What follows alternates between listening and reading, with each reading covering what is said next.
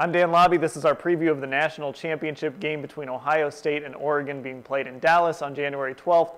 I'm talking with Doug Lesmerises of Cleveland.com and Andrew Greif of OregonLive.com.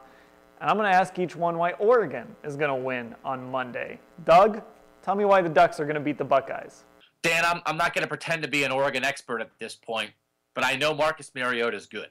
And I know the Oregon quarterback is the best quarterback by far that Ohio State has faced this year. That's true for probably every team that Oregon has faced this year. The guy won the Heisman Trophy.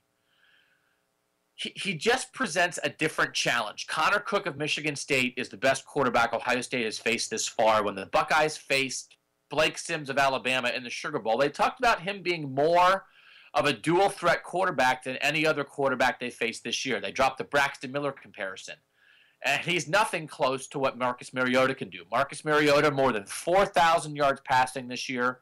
Marcus Mariota more than 700 yards rushing this year. 346 total yards of offense per game, and that was with coming out early in a lot of games early in the year when Oregon was up big.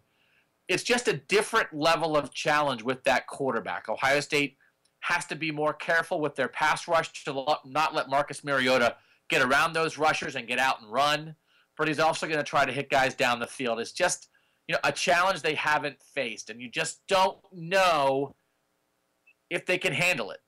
Marcus Mariota is going to have a good game. Can Ohio State's defense keep him from having a great game? I think it's very possible that Oregon can win this game just because Marcus Mariota on his own can be that good and be that much better than any quarterback Ohio State has faced this year. Andrew, Ducks, Buckeyes, why is Oregon going to win?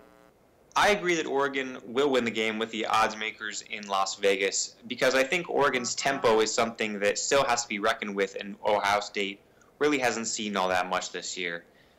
Florida State, you could tell, was withering because of the speed that Oregon was moving at, which was the fastest I've seen the offense move all season. It's not a guaranteed predictor for success, but Oregon says that essentially they only need one thing right to go on a drive before they can hit hyperdrive.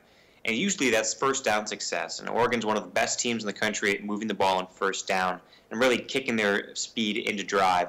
I really like Oregon's tempo right now because they have most of their injured players who have been banged up all throughout the course of the season are now back. They're all healthy. They're all familiar with the system.